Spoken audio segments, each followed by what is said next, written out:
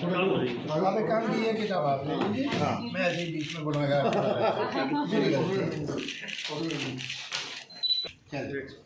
Sir एक आप भी एक मिनट सर एक आप भी पकड़ लें एक सिंगल शॉट। हाँ ये देखिए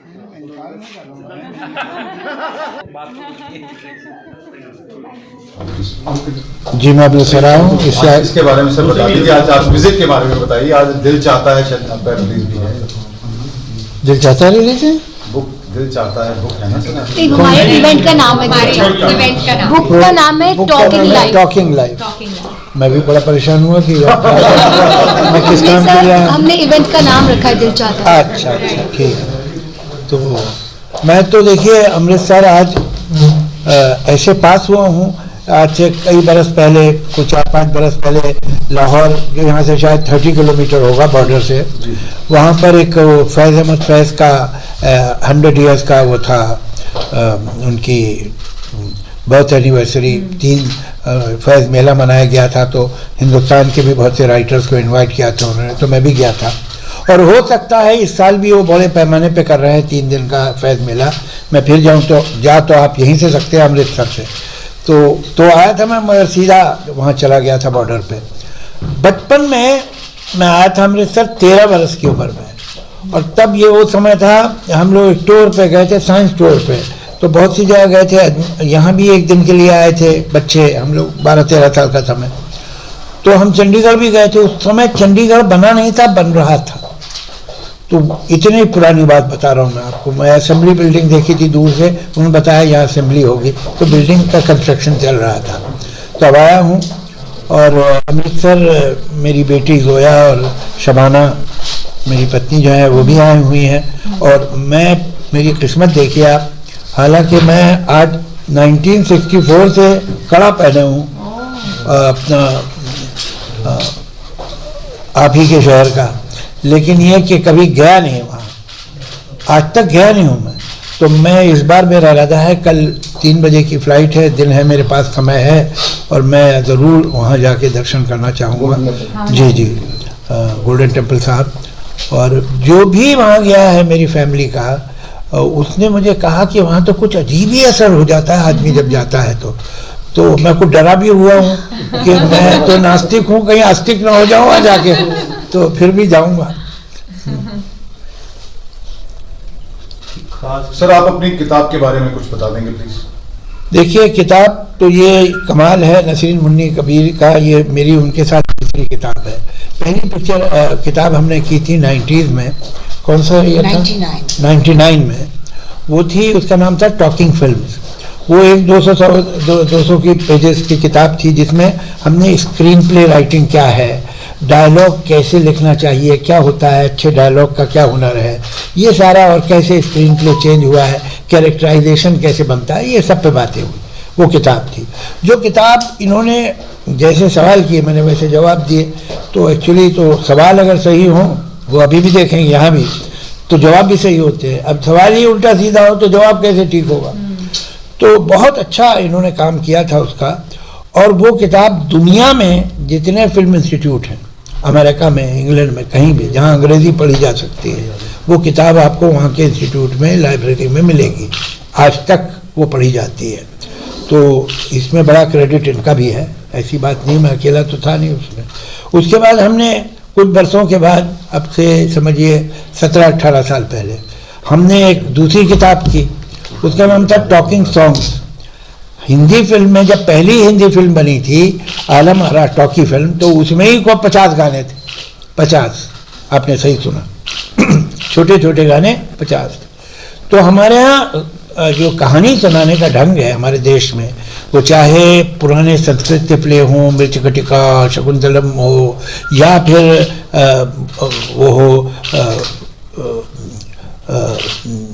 रामलीला, कृष्ण लीला, या फिर नौटंकी हो, या जात्रा हो बंगाल का, या उर्दू पारसी थिएटर, जो जब तक टॉकी नहीं थी तो एक थिएटर था जो शहर शहर घूमता था, वो अर्बन थिएटर था, उर्दू पारसी थिएटर कहते थे उसमें हो। गाने हमारे यहाँ हमेशा जब हम किस्सा कहानी सुनाते उसमें गाने ज़रूर होते हैं। तो जब हमारी फिल्में बनना शुरू हुई तो उनमें भी गाने थे। यही हमारा तरीका, यही हमारा रवाज है, यही परंपरा हमारी। तो उसके ऊपर एक पूरी किताब थी कि गाने कैसे शुरू हुए, क्या उनकी वोकेबलरी थी, क्या भाषा थी, भाषा क्यों चेंज होती है, वर्ड क्यों अंदर आ जाते हैं गानों में, क्यों बाहर निकल जाते हैं। अब एक शब्द था, आप सबने सुना होगा पुराने गानों में, बालम बलमा, अब क्यों नहीं होता? अब नहीं होता है। अब आप कोई नहीं बता सकते गाना जिसमें ये शब्द बालम इस्तेमाल हुआ। साजन तो फिर भी होता है, सजन फिर भी हो जाता है, लेकिन बालम नहीं होता। क्या कारण? तो अब यही सब कारण, तो किताब ऐसी फ्री में बता दूंगा तो आप किताब कहाँ खरीदें? तो यही सब बातें उस किताब में थी। अब फिर मुन्नी जी के फिर दिल में एक समाई, कुछ दिन गुजर गए, कहते भाई वो गानों पे हो गई, स्क्रिप्ट पे भी हो गई, अब एक किताब आपकी लाइफ पे होनी चाहिए। तो ये जो है ये talking life, talking film, talking song, अब ये टॉकिंग लाइफ। तो इसमें मेरे बचपन की, स्कूल की, फिर कॉलेज की, फिर फैमिली की, फिर जब मैं बॉम्बे गया तो बॉम्बे में पहली ठीक नौकरी मिलने से पहले 5 साल 5.5 साल जो थे वो कैसे व्यतीत हुए, कैसे गुजरे, कैसे जिंदा रह गया मैं, ये सब किस्से। फिर जब काम चल गया तो क्या क्या हुआ, कैसे हुआ, क्या लिखा, क्यों लिखा, ये सारी बातें उसमें। इस राह में जो इतना सफ़र गुजरा, कैसे कैसे लोग मिले, क्या क्या हैपनिंग्स हुई, अजीब तरह की अजीब अजीब किस्से हैं उसमें। तो वो किताब जो है ये है आपके सामने, टॉकिंग लाइफ। और इसका डेडिकेशन है जो होता है कि उसके नाम, फला के नाम, अपने भाई के नाम, बच्चों के नाम, पिता के नाम, ये होता है इस तरह का। ये है, इसका डेडिकेशन है to life, the most unpredictable beloved. ये जिंदगी एक ऐसी प्रेमिका है कि आप प्रेम में भी उसके पड़े हैं, लेकिन वो क्या करेगी पता नहीं आपको। तो ये है, आप पढ़िए, देखिए, आप एंजॉय करेंगे। मुन्नी जी में खूबी एज अ राइटर क्या है, और मैंने तीनों किताबें इन्हीं के साथ क्यों की।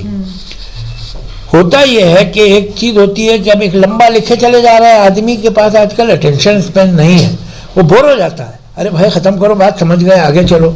अच्छा, तो राइटर्स की समझ में आ गया कि टेम्पो होना चाहिए, अगर ज़्यादा वक्त लगाया तो हम फिर वो लोग छोड़ देंगे किताब, तो वो तेज़ वो लिखते हैं। जब वो फास्ट हो जाता है तो उसमें कोई डेप्थ, कोई इमोशनल वैल्यू नहीं बचती है, वो ऐसे ही चल रही है ऊपर ऊपर।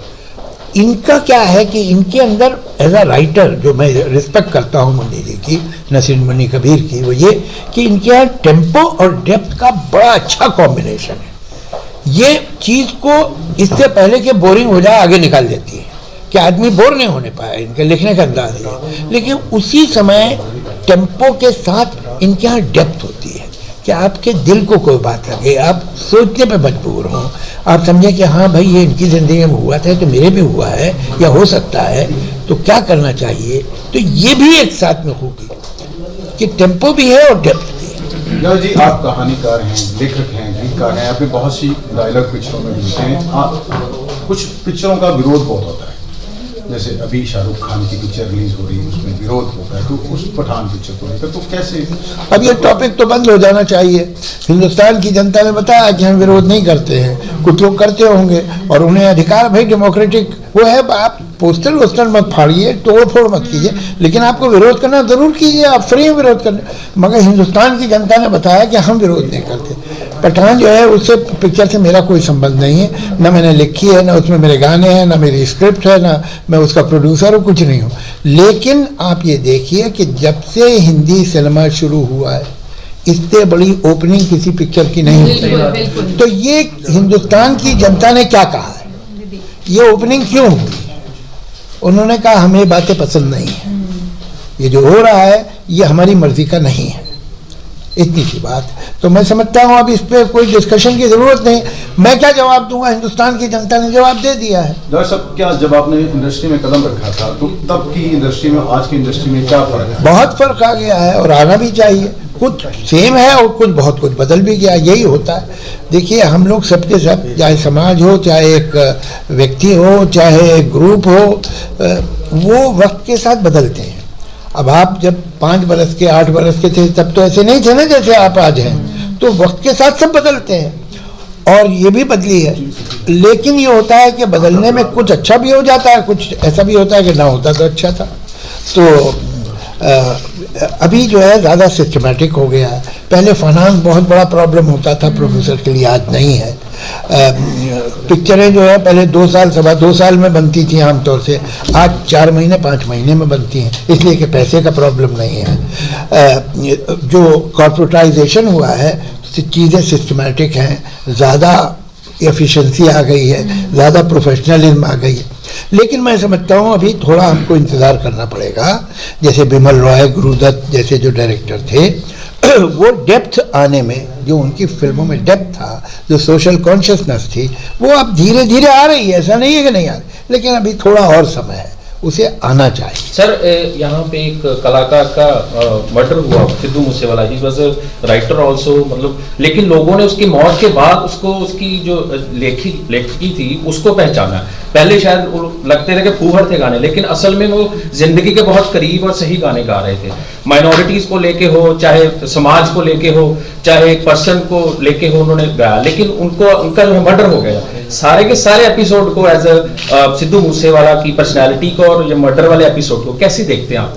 मैं यही देखता हूँ कि जो लोग सच्चे होते हैं, जो उसूल वाले होते हैं, जो बात बिना डरे करते हैं, वो थोड़ा सा उन्हें खतरा तो होता है किसी भी समाज में, इसलिए कि वो लोग जिन्हें उनकी बात अच्छी नहीं लगती है, वो जवाब तो दे नहीं सकते। वो तो बात सच्ची कह रहा आदमी, तो अब उसे जवाब कैसे दे? तो फिर एक ही चीज़ बचती है, हिंसा। तो मैं सलाम करता हूँ उनको, और मैं समझता हूँ हिंदुस्तान में सभी लोगों ने इस बात को नोट किया है, अलग अलग जगहों पे। वो लोग जो पंजाबी का एक शब्द भी नहीं जानते, वो भी ये जानते हैं कि क्या हुआ है। और मेरी पूरी मेरा एक सलाम है उनको, और उनके घर वालों को, उनके दोस्तों को मेरी पूरी कंडोलेंस है। सर, मेरा एक सवाल था कि आपने कई फिल्मों के लिए आपने बहुत ही बेहतरीन संगीत दिए, जैसे कि लम्बे जैसे सिलसिला, डर, वीर ज़ारा। तो अब तक की आपकी सबसे पसंदीदा एल्बम कौन सी रही है? वो मैं अब लिखने वाला हूँ। अपनी सबसे पसंदीदा एल्बम मैं अब करने ही वाला हूँ। अच्छा किया आपने पूछ लिया। सर, ये शायर, अदीब, जो लेखक होते हैं, उन जो चित्रकार होते हैं, कोई भी आर्टिस्ट जिसको हम बोलते हैं, वो कहा जाता है कि वो नास्तिक। आपके बारे में यही कहा जाता है? नहीं, सब नहीं, एक मिनट, तो उसमें ये होता है कि वो एक्चुअली उनकी जो कला होती है उसको ही, जो वो है खुदा या रब या जो भी है, उसको ही मानते हैं, क्योंकि उसमें क्रिएटिविटी रहती है, मेरा मानना है। आप क्या इसको कैसे देखते हैं? नहीं, मैं वो ऐसा कुछ नहीं अपने काम को समझता कि खुदा है या रब है। इतना बड़ा काम मैं कर ही नहीं रहा हूँ, इतना मुझे आता भी नहीं कि मैं अपने काम की इतनी इज्जत करने लगूं कि इसे। हाँ, वो मेरे विचार ज़रा अलग हैं, और मैं उसकी डिटेल में इसलिए नहीं जाता हूँ कि लोगों को बुरा लग जाता है, तो मुझे किसी का दिल दुखाने का तो कोई शौक़ नहीं है। लेकिन मेरा कोई किसी भी तरह की कोई आस्था नहीं है।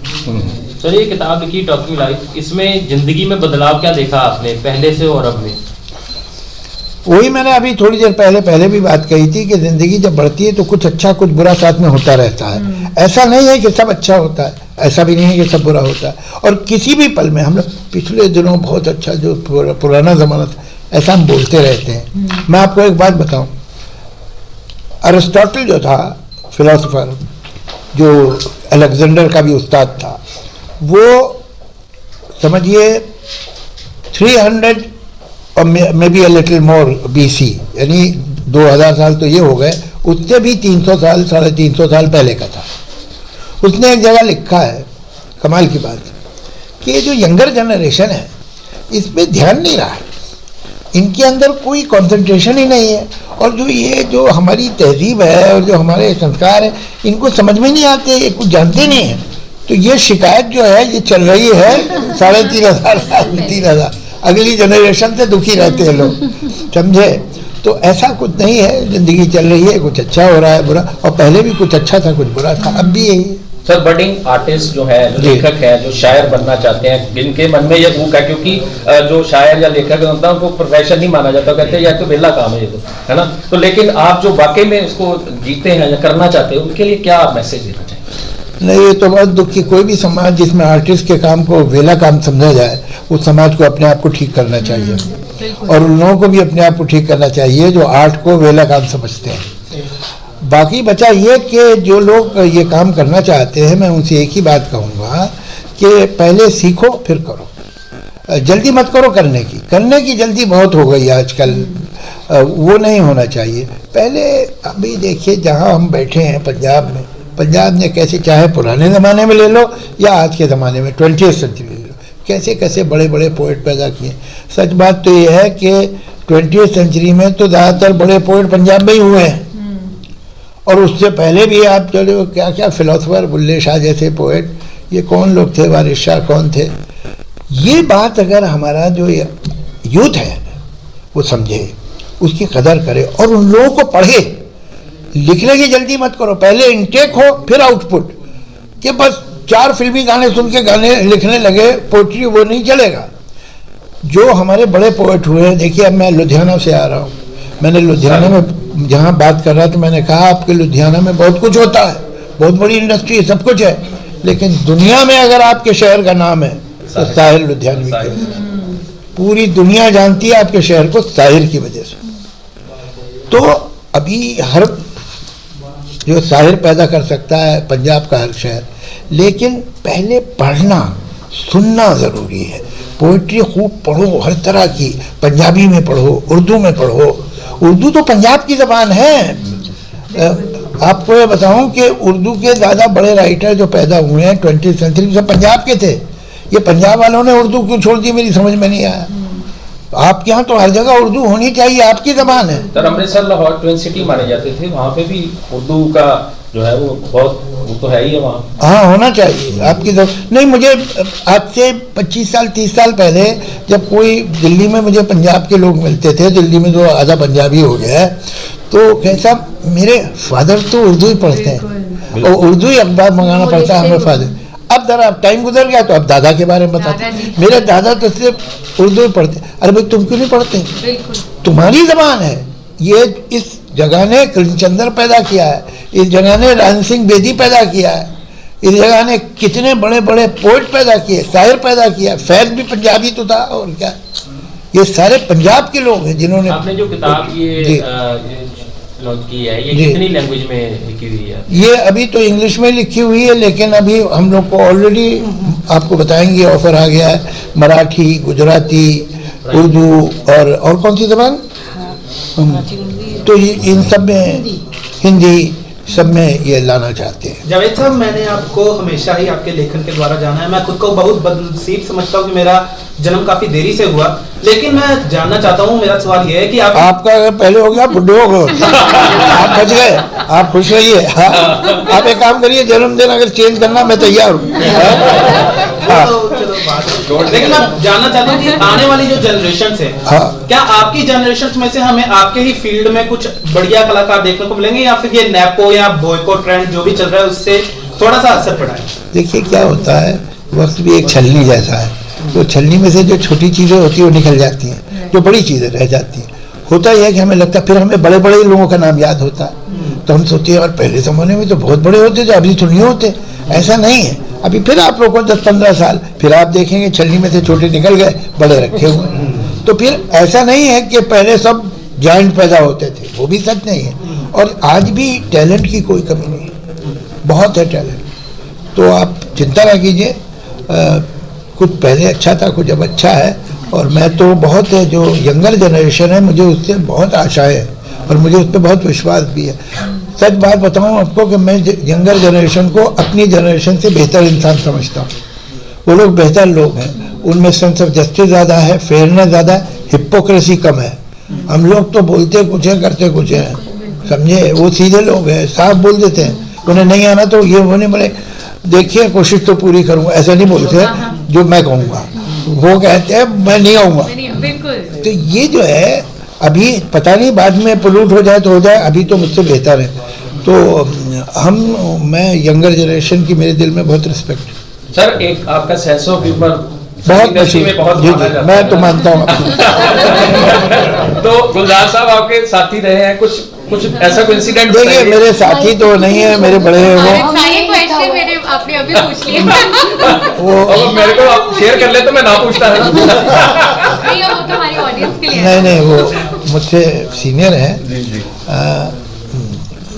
उम्र में भी, करियर में भी, लेकिन ये वो मिलते हैं हमेशा दोस्त की तरह है, ये उनका बड़ापन है। और अभी हमारी एक किताब रिलीज़ थी तो उसमें हमने बुलाया है तो वो आए। अब ये भी उनका ग्रेस है कि वो आए, और हम लोग की बड़ी अच्छी बातें हुई स्टेज पे। वो तो वायरल हो गई सर। हाँ, तो लोग कुछ ऐसा समझते रहते हैं अपने ही दिल में, लेना एक ना देना, कि साहब ये तो दोनों सॉन्ग राइटर है, दोनों डायलॉग लिखते, इनमें तो बड़ी राइवलरी होगी। हम में कोई झेले की रावली नहीं है। मैं गुलजार साहब को 70s से जानता हूँ, सोचे तकरीबन 50 साल, और हमारी जब भी मुलाकात होती है, अब ये तो इत्तेफाक है कि कैमरा के सामने हो गई, वरना ऐसी ही होती है और ऐसे ही मिलते हैं हम लोग इतनी मोहब्बत से। तो मैं बड़ा उनकी रिस्पेक्ट करता हूँ। मुझे ऐसा लगता है कि गुलजार साहब, मैंने वहाँ भी कहा था, यहाँ भी कह देता हूँ कि गुलजार साहब का आप गाना सुनिए या उनकी पोएम सुनिए या उनका शेर सुनिए, आपको पूछना नहीं पड़ता है किसका लिखा हुआ है। वो उनके जो पोइट्री है हर वर्ड पे उनकी अपनी छाप होती है। Thank you so much.